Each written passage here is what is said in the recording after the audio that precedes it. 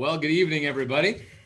Thank you for joining us here tonight on our webinar about Bca, Briercrest Christian Academy, dorm life this fall. We've got so much going on to figure out how to live life wisely and safely in COVID.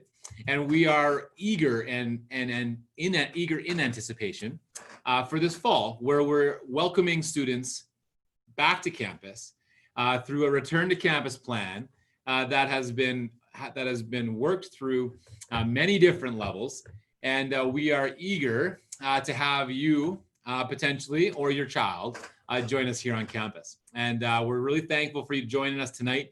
And we are going to have a great conversation with our new Dean of Students and our Senior Residence Director for our high school dorm program. My name is AJ Crocker. I'm one of the Vice Presidents here at Briercrest, and I have the distinct privilege of being a BCA grad. It was about 20 years ago I rolled up for my grade 12 year at Briercrest Christian Academy, then Caronport High School. Rolled up in a 1984 Buick Skylark. It was tan in color, and I was not cool, but we had an incredible time. I ended up finding out so much about myself, not just about myself academically, but myself spiritually, about the way God designed me. And I made some friends that year at this school that continue to be my very best friends all these years later. And I love this place.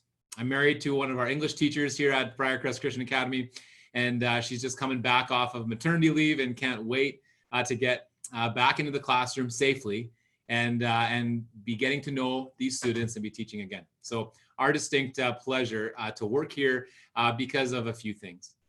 These few things are that this school exists to educate disciples, to help students understand what it means to follow Jesus, help students understand their academic dreams are possible, and help students understand that their passions are worth chasing, and that as they grow holistically as followers of Jesus, that they're able to merge those things together. And we couldn't be more thrilled to be walking into this fall with the ability to open. Let me just lay out a few ground rules here for this webinar, and I'll let you know what's coming up, and then let me show you a little bit about our return to campus plan. Tonight's webinar has a number of people in it. Like I said, our Dean of Students and our Senior Residence Director will be with us a little bit later, and I'll be interviewing them about key details of this plan. In the Q&A though, we have two of our friends, Tessa Riley, who is our enrollment, our BCA enrollment, well, she's assistant director for BCA admissions is what she is. And she's in there to answer any of the questions that we might have, as well as Carly Pagans, our director of health and counseling services here at Briercrest. And Carly's been instrumental, been crucial in the development of this plan. And we are really excited to have her answering some of our questions too. So if you've got questions at any point in this webinar, in the next 45 minutes, 45 to 60, depending on your questions, that's how long we'll be here. If you have any questions, I'd encourage you just to put them in the Q&A. Then we're able to see them. Some of them I might be able to merge into our interview and into our conversation and be able to talk about them live. Other questions will just be answered in writing back to you from Tessa or from Shayla. If you're watching on Facebook, that's where Shayla is, Tessa or Carly on the Q&A. If you're watching on Facebook, feel free to drop your questions in the comment section there. And Shayla, Miss Alexander, if you're a returning student, we'll make sure we know of those questions, and we'll make sure we answer as many as we can tonight. This is one of the major pieces of what I said was our return to campus plan. And I want to just let you know that everything that we've done to plan for this fall, this reopening, has been weighed with the question, is this safe? And is this wise? Can this be safe? And is this wise? And every step along the way, we've worked with the government of Saskatchewan, the Ministry of Higher Ed in our college side, and the Ministry of Education on the high school side, and Prairie South School Division. So for BCA, we're an associate school within Prairie South School Division, and we have all of these layers of accountability and layers of help thinking this through. And then of course, Briercrest is a family of schools. We've got a grad school, a college, and a high school here. And we have an executive team and a board that oversees this place. And so we've got multiple groups of people looking over this plan and guiding us and helping answer some questions and ensuring that we are going about this in a safe way and in a wise way. And so we're thrilled that the Prairie South School Division is heading back to classes, that they've released recently some additional restrictions and guidelines so that we can ensure that we can offer this education safely and to do that in the wisest way possible. And so as we've developed a number of these things, I also want to show you a few of the resources that are still available to you. So if you were to go to our Return to Campus page, this is what you would find. You would see BriarcrestChristianAcademy.ca/return is the URL. And this might be where you found this webinar. But I'll just point out that we have a campus guide here. It's an ebook that I'll show you in a second. There's an FAQ section. That you click that, it jumps you right down here, and there's a bunch of FAQs that you can be looking at, that you can be reading, and that's going to continue to grow over the next couple of weeks as we add more and more details about what it looks like to show up here in the fall. Down at the bottom, you can see this is the webinar we're in right now. Last week, we had a great webinar on what academic life would look like, the school day would look like at BCA, and you can feel free to watch that. That won't be live, but it's right there for you. You fill out the little form again. You'll get the video, and you can watch through that. We talked to our principals, Mrs. Ike and Mr. Zacharias, about what school day will look like if you missed that.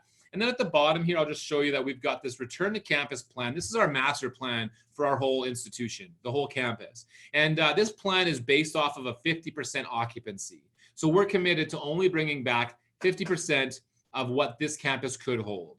And that means we're getting tight on dorm space, and we're getting tight on college space, and things are looking like we'll be full at that 50% capacity. And we're excited about that. And it's going to cause some new problems and some new opportunities. But that's where we think we can do this safely and wisely. One of the things that is there too, if you're looking for more of a higher level look through this plan, is this ebook that we have designed. Let's see here. I will try that again. Make sure we're showing you the right thing here. This ebook that we have designed called a guide for Briercrest Christian Academy students. And in here, you can see some of the theories that we're talking about, some of the rationale, what arriving, what might look like, and there will be additional information about check-in day coming to you in these coming weeks. Academic life, what the new normal will look like, campus facilities. There's a lot of basic guidelines, and if you haven't taken a peek at that, I'd encourage you to download that ebook and read through it, and it'll have some overview of the plan that we are talking about here. A few general guidelines that have come pretty obviously to our society, and that will be implemented here at Briercrest is simply this: we'll be physically distancing. So we will be at as much as possible 6 feet apart from each other. We have these cohort groups that will be set up in our college and in different ways in our high school that will be, when we're together in a religious service, say in our Bca Chapel, those groupings of people will be 5 meters apart from each other. And we will continue to watch the Saskatchewan Reopen Plan and continue to talk with the Saskatchewan Health Authority about what is wise, about how to do this safely. And we will be tweaking this plan as we go. As we all know, these things keep changing on us. If we were doing this webinar a couple of weeks ago, well, then we probably wouldn't talk about masks too much. But today, this week, we are talking about masks a lot. And that's just an example of how much things can change in a week or change in the matter of a couple of weeks. And we have no doubt that this plan will change a fair bit throughout the month of September as we realize what Saskatchewan is doing, how this has started, and we will just continue to walk as wisely as we can, to do this as safely as we can, and to be in touch and in walking in step with our provincial health authorities, our government, and of course our leadership here at Briercrest and our board that oversees our campus and our institution. On that note of masks, Prairie South School Division has released additional information this week about masks being mandatory for for schools that are choosing to use masks throughout the classroom, any classroom larger than 15 people. And so Briercrest's rule in our return to campus plan is that everyone, staff, faculty, college, high school, everyone in our building on our campus will be expected to be wearing a mask whenever you're in transit, whenever you're moving from class to class, whenever you're going to the library, whenever you're going down to the coffee shop or you're going to the dining hall, we'll ask you to put your mask on. Once you're in the library and you're at your table or at your carrel studying, you can take your mask off. In class though, at BCA, we will be asking students to keep their masks on as the Prairie South School Division has instructed us to do so. And so if you're coming this fall as a new student or a returning student, you're going to want to pack a few masks. Now, we'll have some masks here for sale, and we'll have some masks that will be available, but you're going to want more than one. You're going to be wearing them every day. And so to have a handful of masks that you can wash, that you can be reusing, that are comfortable for you, and that you're okay with, if not enjoying, that's going to be part of our September for sure. The other thing we got is a daily screening. So all of our students on this campus, all of our staff on this campus, including day students at the high school, including dorm students at the high school, everybody will be doing a self-screening survey before they come to school. And that'll include taking your temperature and just basically saying to us, yes, my temperature is below a certain amount, or no, it is higher than a certain amount. You'll be saying yes or no to a number of symptoms. And every day this will be logged, and this will be a way that we can hold our campus accountable, that we can make sure that we are caring for our students. And this is what we believe to be one of the ways that we can do this safely and wisely. There will be additional information, additional videos to come out in the next couple of weeks to explain some of the particulars of these things. But these are important pieces for us to make sure that, of course, again, you're gonna be sick of these words by the time that we're done this webinar, but that this is done safely and that we are walking as wisely as we can into this. The last thing is that we are asking all of our students to be tested if you are in a province that is open to testing asymptomatic patients or people. And so if you're in Saskatchewan, that's you. You're able to call 811 or to call in and line up an appointment and be tested and then wait for your results. And we're going to ask you to do that before you get to campus, just so that, again, we can be safe, that we can be assured that with all these people that are coming to our campus, that we're not unduly exposing people to the variety of our BCA students and staff as we've been traveling or living in different provinces throughout the summer. And so this is part of coming to school this year, is that we'll expect that before you get here, that you are going about getting a COVID test. That there'll be a bit more information about that too in emails to come. But those are some of the basic guidelines that we want to make sure that you're aware of tonight before we get into what dorm life is going to look like. And I think it's important to note that we really do believe that being in person and being on campus and running this dorm program is the best way that we can serve our students. And that the last 6 months have been marked with isolation, with quarantine, with not being out doing the things that we love, with not being with the people that we want to be with, and coming back to a campus that is going to some extreme measures, but some measures that are wise to make sure that this is safe. It simply just enables us to bring people back together in a safe way, so that we can experience school, experience life, experience high school together. And I think we are confident in this plan, of course. And I think that this would be a great option for you and or potentially your student, your child that's in your family. Let me introduce to you one of my friends, one of our new friends here at Briercrest. His name is Kevin Thiessen, and he is our new Dean of Students. And so at Briercrest, we have a number of roles that span across the schools, across college and high school and our seminary. And this is one of them. Kevin's a Dean of Students. He's over the non-curricular or co-curricular elements of BCA, and his staff do a ton of work in our dorms and in our chapels and whatnot. And Kevin, you've just joined us on campus. Welcome here, man. Thanks for being here tonight. And would you give us just a 2-minute glimpse into your life? Who is Kevin? Where are you coming from? And what brought you back here to Briercrest? Absolutely, AJ. And maybe just before that, AJ, I'll just touch on one thing you were mentioning, just to be crystal clear for our audience. Currently in Saskatchewan and Alberta, you can make an appointment anytime. Whether or not you have symptoms or not, you can make an appointment. So that's what we're clarifying, is if you're in Saskatchewan or Alberta, we're going to encourage you to book an appointment for next week if possible. And in Alberta, they updated it again today where you can actually make it at your local pharmacy. So it makes it even easier for Alberta students. And we'll keep an eye on the other provinces, but if you're coming from out of province, out of those two provinces, there'll be a plan for you to get tested when you arrive on campus. So just to make that clear, those are some of the questions that came up on Tuesday as well. So yeah, a little bit about me.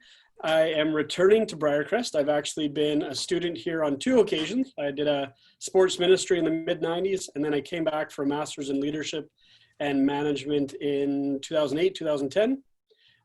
So I've been involved in sports here on campus, both as a player and as a coach.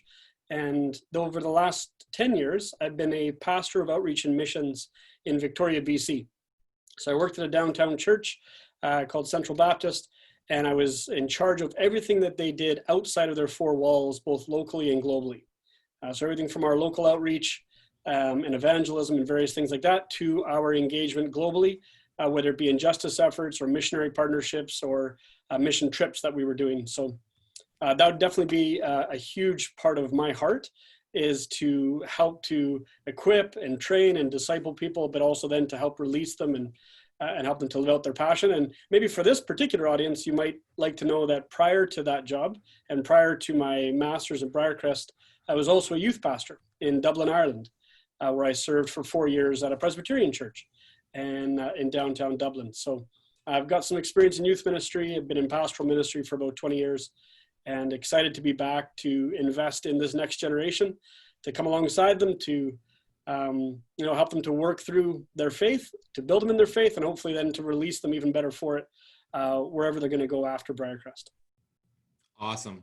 I've got so many questions about Ireland, but we don't have time. We don't have time for that tonight. So maybe we'll do a separate Kevin Thiessen webinar where I just ask questions about your past. Absolutely. Hey, let's dive into some of the plan here. When we read through the plan, we hear we see lots of talk about cohorts, and I wonder if you would touch on that a little bit for us tonight. What does a cohort look like? How's that going to impact our dorm students here at BCA, and how is that helping us move into this fall safely and wisely? Yeah, 100%. Yeah, and for those who've been tracking with us, for those who we've been emailing back and forth, this has been easily the most dynamic and fluid title that we've been working with since at least May. Cohorts was initially established to help us to work within the provincial guidelines to create small pockets that we could use for our academic scheduling, for classrooms, to keep dorms safe. And it started at a number of 15. Then the phase went to phase 4. The restrictions started to loosen. We get up to 30. But as we've been working through it, we realized that there's all sorts of complications and limitations to that number. So how we're using the word cohort is more internally beneficial when we're planning events like chapels, when we are planning social events or events where we want to gather larger groups of people.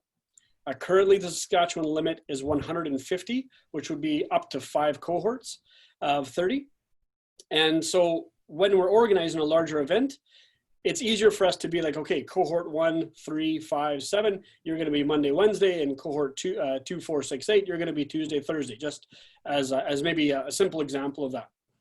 Gotcha. Now, within those cohorts, due to the changes, the cohort is not you can do whatever you want within that cohort. All of us have learned how to live with that physical distancing in our everyday lives. And so this cohort group is still a group that you need to physically distance with. You still need to be sort of COVID normal with. But it helps us as an institution when we're planning larger events, we're trying to organize larger groups without having it just randomly selected. Those cohort groups will be an opportunity for us to quickly mobilize larger groups. And then the next thing, I'll just segue right into it. One of the ways that we are coping with this is through an increase of social and study spaces all over campus. And so again, one of the worries that we have heard a lot of was the worry that we're going to be really isolated, that if we come on campus, we're just going to be locked in our room. That's actually the opposite, because we'd prefer that you don't spend that much time in your dorm room because there's limitations. We can't go dorm to dorm. We can't go dorm to community, those sorts of things. So what we're doing is we're opening up lots more spaces around campus where there can be social interaction, where there can be study spaces. And our hope is that by creating all these extra spaces, that students will be encouraged not to stay in their dorm room, but to be out and about with that physical distancing world that we have. But in these spaces, we've created it so that you can have physical distance, but you can interact with your friends from different parts of the community. So community kids can be a part of those social spaces. Athletics and music and different places where we might have those smaller groupings. You can meet with people from other cohorts as long as you're keeping that physical distance. And so this has been a way for us to both navigate when we need to plan larger events, we can quickly activate that. But then beyond that, how we want to create a really meaningful experience for our students is by increasing the social and study spaces all over campus. And I think I pulled out of our master plan, because it's not necessarily all in the same place, all of the different spaces that are available and some that we're still looking into opening up. And if every single student across the college and high school was looking for a space where they could hang out with others, where they could just take some time to study, we can accommodate the entire student body. So that's really encouraging. But just so you are hearing as parents and as students, this is not going to be a time when you have to isolate, but rather a time where hopefully we're going to have some unique ways to create a better community for everyone. That's awesome. I mean, I think if you've been to campus before, I'm sure you've walked through our foyer out by our big chapel. That'll be, I believe I've heard that'll be set up as a big study space. Yeah, and there's lots of different, lots of different areas that have been used in one way in the past that we are needing to utilize in different ways here, and having a flexible campus, having a flexible approach this fall is enabling us to do that, which is a huge benefit. BCA is not a huge school.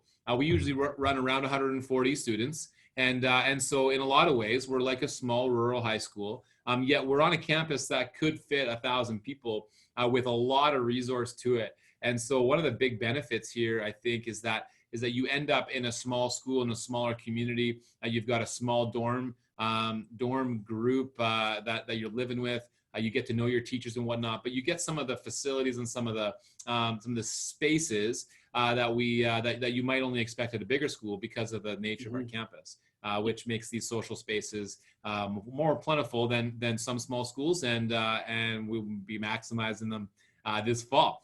I talked to you a little bit about chapel this fall. That's a big part of some of those spaces, but also just a big part of BCA life. And there's been a lot of questions around whether that will be a part of the day, whether that'll be like normal, or whether that'll be there at all. Yeah. So as you heard me say, with the size of grouping that currently we can manage, which is 150, we'll be able to accommodate that for BCA. So Caleb Wilms, many of you know him already. He is our chaplain for the high school. Great young man. And one of the things that he'll be doing is working on a couple levels. One, he oversees our small groups. So again, because we have these cohorts, one of the things that we'll be able to do within the cohorts is break into smaller groups so that we can do the work of just growing in Christ together. We'll have student leaders that will be helping with that. And Caleb oversees that, gives some direction to it, and helps to resource our small groups. Every Friday, it is scheduled that we have a BCA Chapel. That'll be in the morning, and it's almost like a mini church service for the high school body that Caleb leads and facilitates. And then apart from that, we're going to have other chapels that are happening throughout the week.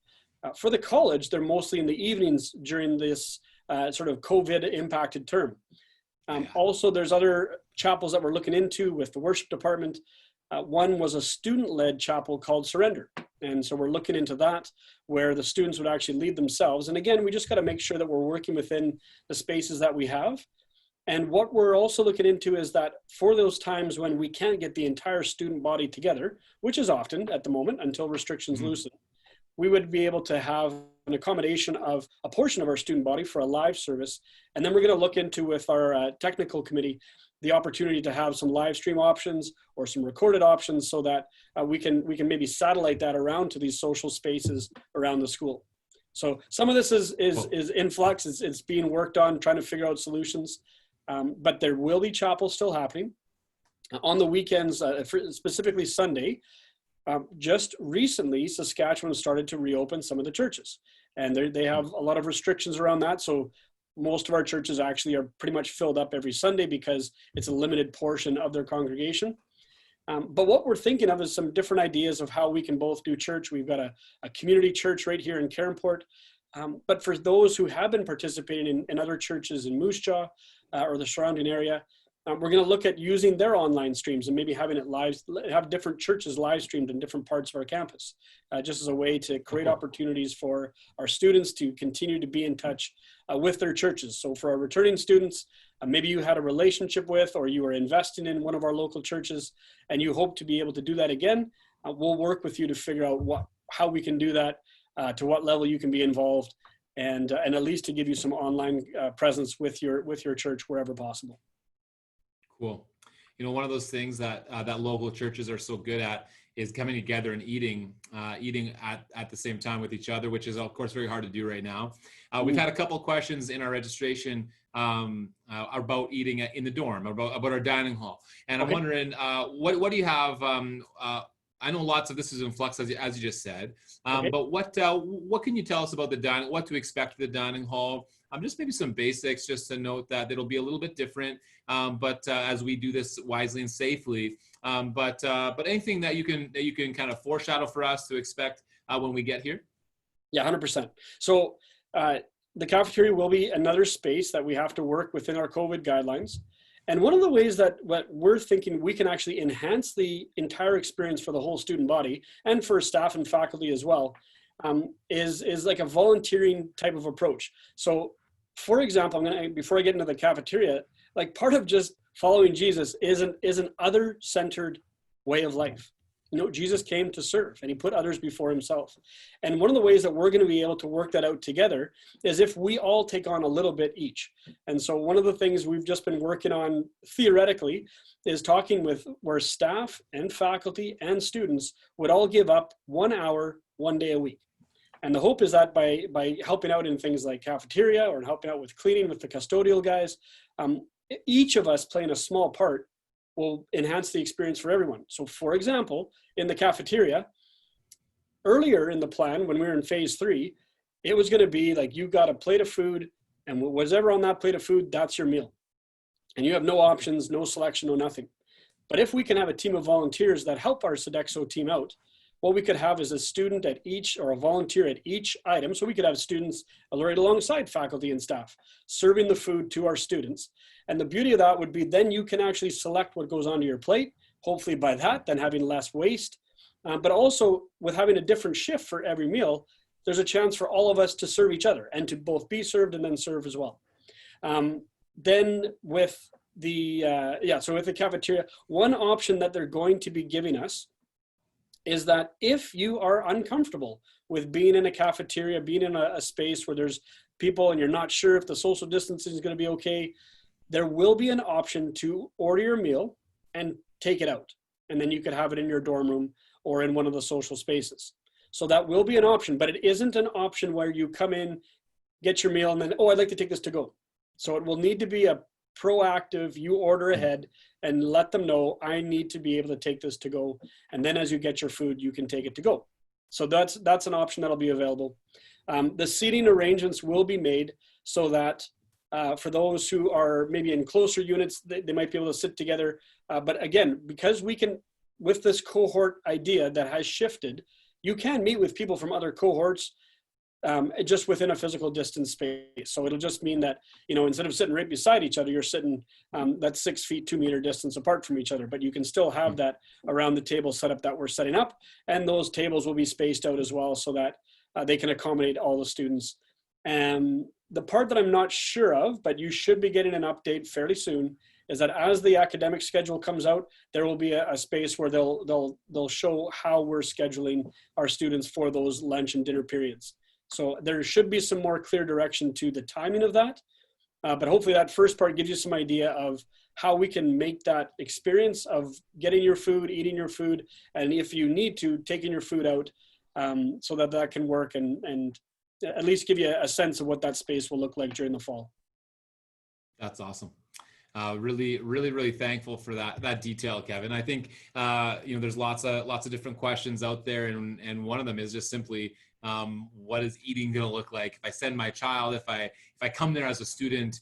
I had an idea of what the dining hall is going to be like, But now that's really helpful to hear. And again, I think it's important to note that all of this kind of has an asterisk beside it, because as the SaskTech Reopen plan shakes down and as the next couple weeks unfolds, our food provider Sodexo is one of the largest in all of the world in dining hall services and food services, and they've got world-class standards, and they were on the COVID restrictions and understanding what's safe and what's wise right away. So we got lots of confidence with them in the dining hall, and they've been flexible in trying to work with us in our plan, our unique scenario here at Briercrest. We're really, really thankful for our partnership.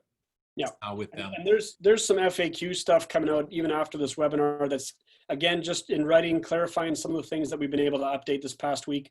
It included a packing list update. So, hopefully helping parents to just think through some of the unique things that you're going to bring that you wouldn't typically have to bring in a normal school year. So you can be just looking out for that. Awesome. Very cool. Kevin, I'm going to invite Kirsten on. Before I introduce her, though, anything else that you would love to add here? And then I'll, of course, bring you back for our Q&A time at the end of the webinar. Anything you want to say right now?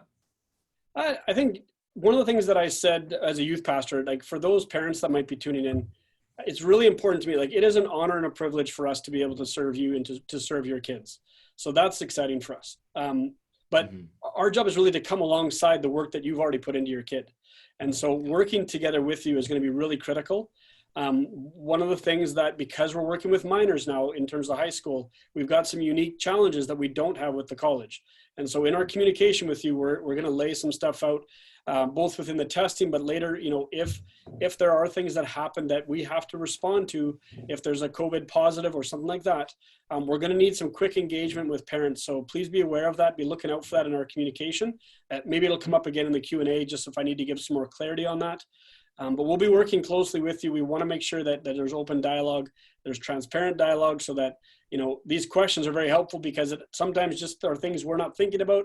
You help us catch them, and then we go out and solve them. So happy to continue to do that.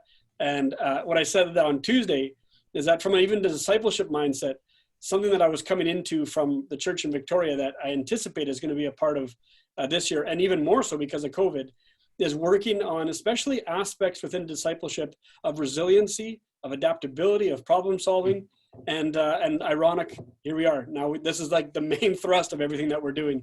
So this is something that we're practicing as well as preaching. So looking forward to having your students with us.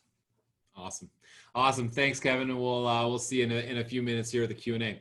I'd love to introduce you to Kirsten Matthews. If you've been in our dorm before, if you were here last year, you know Kirsten better than many people know Kirsten, I'm sure. But if you're a new student, Kirsten is a really key person for you to know. And Kirsten, you're our Senior Residence Director here at BCA. And I'm going to ask you to explain that term in a second. But do you want to just give us a quick, just like I asked Kevin, a quick 2-minute bio just about Kirsten, and let us get to know you just a little bit if we've never met you before? For sure. Hi, AJ. Hi, everybody. Looking forward to seeing everyone again in just a few weeks. I am a Cairnport kid. I grew up here. I did all my schooling here. I both high school, college, met my husband here. We moved back here 15 years ago, in large part so our kids could go to BCA. And we have 5 daughters, and they 2 have graduated and 3 are current students, and they're very much looking forward to having their friends come back to campus. Oh, that's awesome.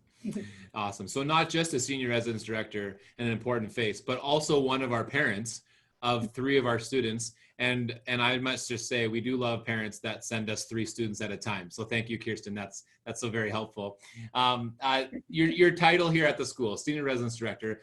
Tell us a little bit about what that means, about what your role is with the dorm, and if I'm a new student coming in, what I could expect in terms of my relationship with you, or what your role will be in my life. For sure. A residence director is just like a parent, has many different hats. We look after, we are your cheerleaders, we're your caregivers, and then everything in between, making sure that you're successful in your academics and some of those extracurricular pursuits that you have. And making sure, and like Kevin has referenced, we're coming alongside parents, we're partnering with to make sure that this is a successful venture for everybody. We want to, the greatest delight that I have is seeing children, our students succeed in just finding out who they are in the Lord, finding out who they are with their friends, and just taking that next step to being a successful, thriving adult. Awesome. Very cool. And we've talked in the past about the nature of this place having layers of mentorship, layers of discipleship, with the college students around, with the staff like yourself, with teachers involved in our students' lives. Our dorm students really get such a rich experience with people that are older than them, who have walked the path before, being able to pour into their life, and all of these people, viewing their role as coming alongside to support the parents who, of course, are trusting us with those students. And such a beautiful role that you've got there, and an incredible dorm experience that our students have had in these last few years. And of course, that's going to be very different this coming year. Like, the dorm is one of these areas that we needed to do a webinar based around that topic, because there's so much that's changed in what we can expect this fall. So tell me a little bit about dorms, a little bit about dorm rooms, and what's changed there. One of the questions that just jumped into the Q&A was will there just be one student per room? Can people have roommates? Maybe let's start there, and then feel free just to expand into anything else about the dorm room experience that might change this year due to our return to campus plan. You bet. So yes, usually we give students roommates, but this year we're assigning students their own room. But if you want to have a roommate, you can. We just need to hear from both parties that is the case. Just both families give us that name, and they can do that. And that would be one of the people that you're in your very close circle with. So it is a possibility, but generally speaking, there are single rooms. Cool. Go ahead. I was just going to say, just setting up the rooms that with those packing lists are coming. I would just say, add to your list, make sure you pack your hobbies and some of those recreational things that you do to share with your friends. If we're not having roommates, I definitely want to be encouraging the hallmates, like having the door open so that you can see, we can do the physical distancing, but it's just going to be in the hallway. So it is going to be very different, but having that camaraderie and just talking with students as they're returning, being 6 feet apart is nothing compared to being the 6 hours or the 6 days apart. Like that it's totally worth it to be together. That's awesome. Absolutely.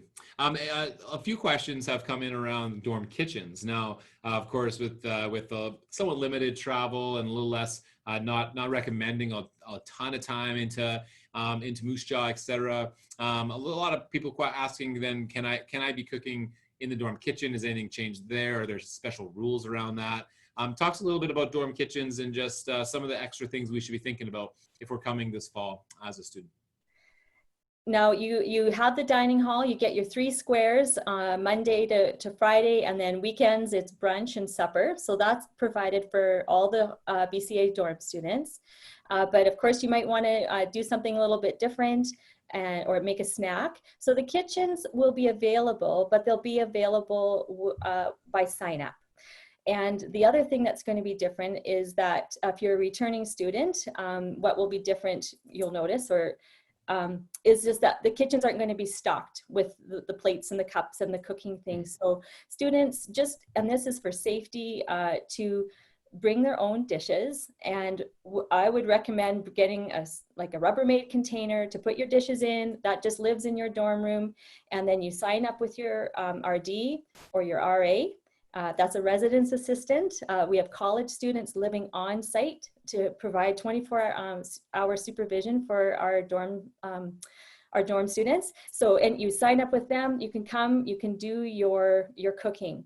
There are some appliances that you could use in your dorm room. You can use a kettle or like a hot pot. Electric things that can cause a fire, our fire chief frowns upon that. So, but you could use them in the kitchen. So it takes a little bit of organizing, and we'll be asking people to sanitize themselves in and out, just to keep everybody safe, but it's still available. Awesome. Very cool. Makes sense to me. I know I didn't ever wanted to go near my dorm kitchen when I was in college dorm, necessarily just mostly because there were no sign in, sign outs, and sanitation plans. It seemed so that should be a much better experience for most people. I mentioned the weekends and the travel thing. Talk to me a little bit about that. What does travel look like? Can we travel? Should we not travel? In and out and on the weekends, and how should we be thinking about that as we move to Caronport, move into Briercrest dorms? What does the semester then look like for me if I've got a car and the wheels to get out of here? Should I be thinking about that, or should I be thinking about settling in and staying here as much as possible? Of course, we want you around as much as we can, but we know that there's going to be times when people need to go home. That's expected. So as much as you can, we're asking people to limit. And then if you do go home, probably not off on a big jaunt to like on a little mini vacation anywhere, but if you need to go home and that's expected and fair. But you take those precautions that we've been taking to look after all the rest of the student body as well. Continuing monitoring your temperature, doing the social distancing, and just being careful, having that mindset, like Kevin was saying, that we're not just looking after our own interests, we're looking after others as well. Absolutely. Yeah. And probably a little bit more in line. I know our college is taking on some more protocols like our high school dorms already have. So our high school students would already have had to sign out with their RD, with their RA potentially. And so some of those places, I know we have also talked about the fact that, a trip to downtown to Calgary might be seen a bit differently by your RA than going home to your farm.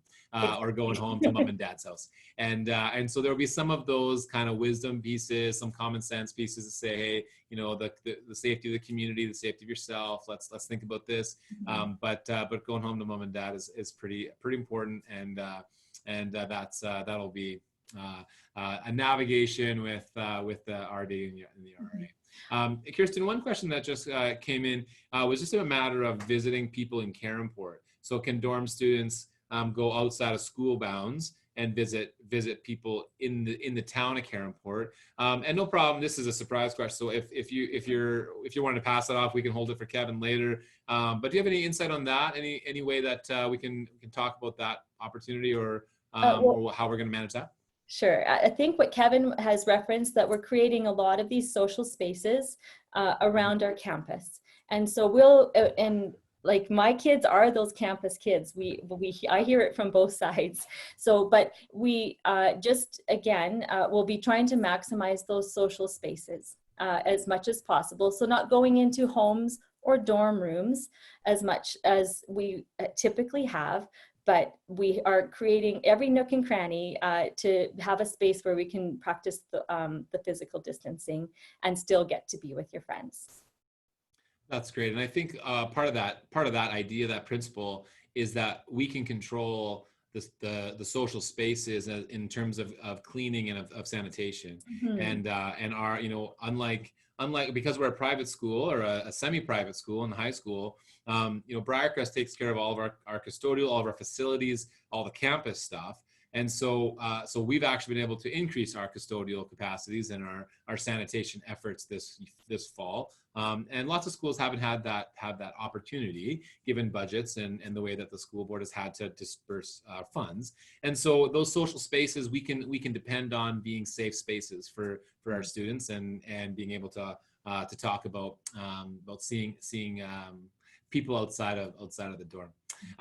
I see we've got a handful of questions coming on in. The last, and we'll ask Kevin some of these questions as well. You stay, Kirsten, for the Q&A as well. Okay. But last one for you is just around the arrival to the dorm, and what can we expect when we are moving in on September 1st and arriving for school? Anything that you want to give us a heads up on about our arrival to school on that day, September 1st?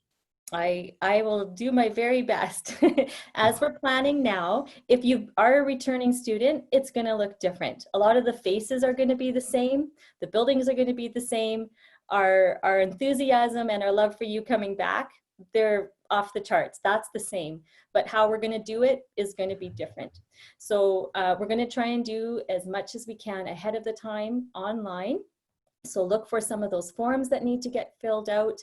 There will be some, there'll be different stations that you come, expect to be screened when you come to the campus. Temperatures, students who haven't been tested yet, those arrangements will be being made. And we want everybody just to know, like this is important and it's safe, and we're going to start from square one. That's it. So make your plans about what your greetings will be like. All those things will be different. And it's we will be signing up for times when you're doing your registration. We'll also have some setup times because our dorms have capacity about how many people can be in them. So we're going to have to stagger our moon. We used to try and just do it all in an hour, and it was mayhem. And now it'll be organized chaos. Absolutely. My favorite kind. My favorite kind of chaos. And so I think if Tessa was on here, and many of you know Tessa, she's overseeing our check-in day, and she'd probably want me to say that we've got lots of information to come, but you can anticipate signing up for a slot to arrive a specific time and signing up for a time to move into the dorm, and we will just be spreading out that experience so that we don't have as many paths crossing, and we don't provide a lineup that's all around the town twice, just to make sure you got the right classes. We'll be providing a much longer time for that. So that information is coming, and I think that will be something that we can also ask Kevin real quick here in the Q&A. Kevin, why don't you come back on in? And that's the end of our planned questions. And now we've got a handful of other questions. But really quickly, just on registration day, Kevin, anything you wanted to add to that question that I just asked Kirsten? For sure. Yeah, and just so parents know, like we're going to have a pretty streamlined way of doing this, so that as you come into campus, we'll have probably like a drive-through area where you're going to come and get your main package, and then we'll have like a pathway essentially for you to come and check into the dorm. Some parents were concerned that they were just going to drop their kids off and then, well, see you later. But that's not the case. So what we're accommodating is each dorm has a certain amount of capacity. So we're going to have a link going out in the near future, probably next week, where you will actually select the time of day that you anticipate arriving on campus. When you arrive on campus, if you select the time that works for you, that will be the time when you'll be coming into your dorm to set up your dorm room. And we'll have kind of like the water slide at a public pool, where we'll have a leader at the door for the entrance that will let you in. We'll have a leader at the exit that will be watching as one family leaves. They'll radio the one at the front and say, "Kate, you can let the next family in." And then some of our student development team, like Kirsten, will be in the dorms to welcome you, to manage, the physical distance for those that are in the dorms, but also just to make sure that you feel welcome, and that, especially for those of you who for the first time are dropping your kids off at this school, that you can have the confidence that your child is in good hands. So that process is not going to, I'm going to actually push back. It's not going to be organized chaos. We actually are trying to make it very organized because of the fact that we have all these guidelines. So we actually need to be very organized. Right. And we're doing the utmost from our side so that when you come, you will know you're in good hands, and you will know that your child is in good hands. A poorly placed joke. Likely it'll be the most orderly check-in we've ever had, actually. For sure. in a near future, sometime we'll go back to the chaotic mayhem that usually is check-in. We've got a handful of questions here that I'll rip through, and a couple of them are just touching on things that we've just talked about, and some nuances to that. Visitors coming to see students. What should we be thinking or anticipating about visitors from off campus, say mom and dad, or say grandma and grandpa coming to see a student that's here at Briercrest? What can we expect for that? Is that allowed? Is that available? Or is that just a no for this fall? You want me to take that, Kirsten? Sure. Yeah. Okay. So this is actually something that's currently in discussion because it has just started to come up recently. All guests will have to check in when they get to campus. They will get their temperature tested just like everybody else. They'll have to fill out the app just like everybody else. And so there will be some precautions in place right there just at the outset. And if there's any symptoms, if there's any temperature, unfortunately, you will not be allowed on campus. we are probably discouraging guests that it will not be as active as in past years, especially for the fall as we just start to navigate this for the first time. But that being said, where there's need for that, we will try to figure out how to accommodate that. We will have to use our social spaces for sure. So there will be no like going into the dorm to see your child. There won't be going into like a community home and that sort of thing to meet there. We have to use these outdoor spaces or these social spaces internally, because those are the places where we can ensure that we're practicing that physical distance and that everybody's doing the same thing. Because, you know, part of that other-centered ethos, part of putting each other before ourselves, like we're not wearing masks to protect ourselves, we're wearing masks to protect others. We're not doing these things for our own benefit. We're doing these things so that as a community, if we're all on the same page, we're all working to make this work together, we're going to get through this successfully and ideally look back at it and be like, that was actually quite a meaningful experience. But if we start to have rogue elements and we start to try to do things our own way, or we just get sick and tired of doing this, that's not going to work. And those are the folks that will have to take this semester off and maybe stay home for the time being. And if you missed our webinar last week, we talked about the way that we've broken up the year into 5 semesters actually. And so this first semester, where there will be lots of these questions, we'll figure out lots of this stuff. All these semesters are just 2 months long, and they're just 2 classes at a time. And so the ability to come, you know, to shift the plan a little bit and to learn and to adjust is there. But that'll be largely dictated by those governing bodies and lots of different people that are helping us think that through, as I was mentioning before. Can I add?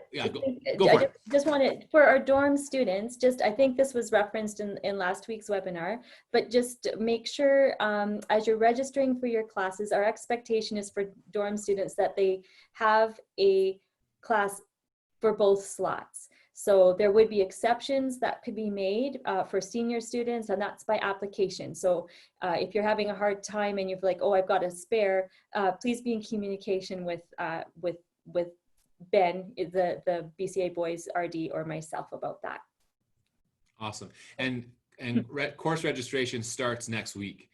So I believe Monday is the time for grade 12s, and then each day after that we go down a grade, and you'll be getting lots of information in your email and your inbox as parents about that, to walk that through with our principals and those that are able to help that. A couple questions about the dorm itself, just the building. Wondering if there are dressers in the rooms.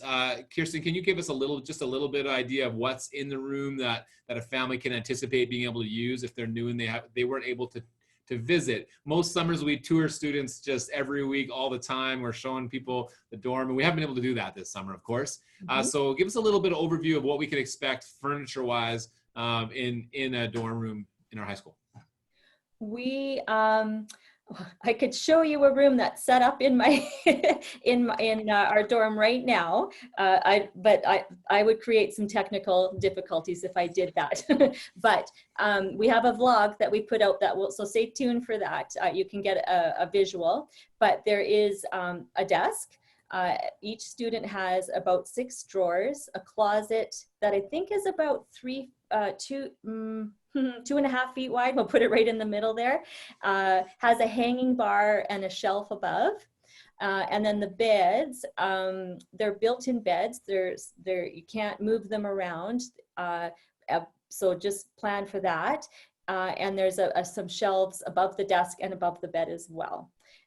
Students like to have some of those 3-drawer kind of Rubbermaid. Boy, I should get commission off a Rubbermaid for all the selling I do for them.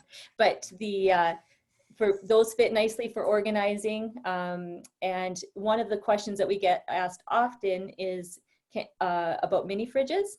And mini fridges do fit in the rooms at the foot of the bed, or some smaller ones might fit on the desk, because that is something that students often wonder about. Absolutely.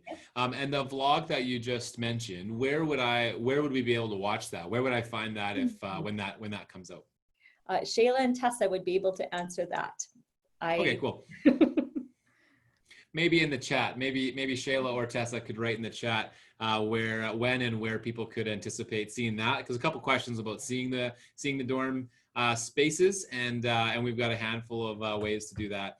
And Tessa and Shayla, I'll eagerly await your answer there. Kevin, quick question about Wi-Fi. Will Wi-Fi this year be improved compared to last year, given the potential need for more online schooling and lecturing? What might that look like for our dorms this fall? I actually think, as I was not here last year, that might be a better question for Kirsten. Do you have any knowledge of, has the technical capacity increased? AJ, you probably the official. I've heard rumors. I'm passing it. Once a week, there's a question I ask that for sure I should answer. It has been increased. So Trevor, thanks for asking that. Our IS team has been working really hard to make sure that if we do need to do more online learning and more lecturing through Canvas, that our students are able to do that. And so while we are able to increase the bandwidth, increase some of the capabilities, it won't quite be like you've got your fiber optic network at home plugged right in, but it still is going to be better than last year, and we're committed to continuing to increase that and to improve that. Of course, as funds are available, and we're pretty rural, so it's sometimes a matter of SaskTel's availability to us, but those dorms will probably have some of the best internet in our town, and that will be good for a rural Saskatchewan situation. So that's about as detailed as I can get tonight, but I do know that work has gone in to increase the capacity there. So cool. One thing that Blair mentioned on Tuesday night was that students will no longer need to get their own internet plan. So I heard, I don't know if that was a BCA thing, but I know for the college, Blair had mentioned that in the past, some students would get their own SaskTel. That is unnecessary this year, and won't be to any benefit to you. So now our IS department has worked really hard to increase the bandwidth, knowing that there's so much online happening this year. Absolutely. We've got a couple more questions here. And we're getting near the end of our time. I want to wrap up here in the next 4 minutes or so. Quick question about the Wi-Fi blocks on certain websites for researching school projects. As that was an experience last year. I think that's a question. I'm not sure that any of the three of us would have detailed knowledge about that, Jackie, but I do think that's a question that either Tessa or emailing Kirsten would be a fine way for us to investigate with our IS team. And good question to ask there. I think if I'm the expert in the room on the dorm Wi-Fi level, that's a little bit beyond my swimming capacity on that topic. But we can absolutely dig that up for you. Yeah, I can confirm I can confirm that's on the radar for Jackie, who asked the question. We are working on that. Awesome. Very cool. So we've got most of our questions covered here. Extracurriculars. So there's a little question about our RU activities and social evenings. What does the co-curricular look like? I know a few questions were already answered around athletics, but can we anticipate clubs like RU, intramurals, extra clubs and activities like that this fall, or is that something that we're going to have to wait and see on? So I can answer that partially. So some things are available. I've seen a lot of questions in about high school teams. So we'll be tracking with the Saskatchewan High School Athletics Association and their guidelines, their reopen plan, what's going to be possible. I think some of that is determined on interest level and how many students are available for those sorts of things. So some teams might happen some years, then don't happen other years if there's a lack of interest. But in regards to Refined and Dignified, that is one of our extracurricular teams. I believe there's still like a hip hop team that use dance and hip hop and other things to share really powerful stories and to share the gospel in a really unique way. So actually, just thankfully, I met with Adrian today. That will be treated similar to an athletic team. So it will be a unique cohort of people. There will be an opportunity to try out. But it will be a very different year again for RU because they're going to have to abide by the same restrictions and the same guidelines that we all are. And so there's going to be some unique ways that they're going to try to work with that.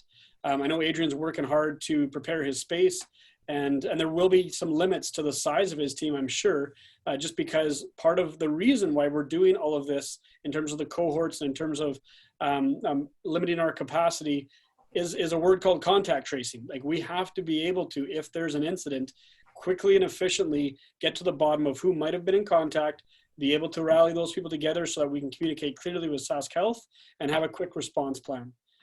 So in regards to RU, yes, there is going to be RU in a updated format. It still will have a lot of value, but Adrian is working just like the rest of us to try to figure out how to make that program work well within the guidelines that we have to adhere to. Awesome.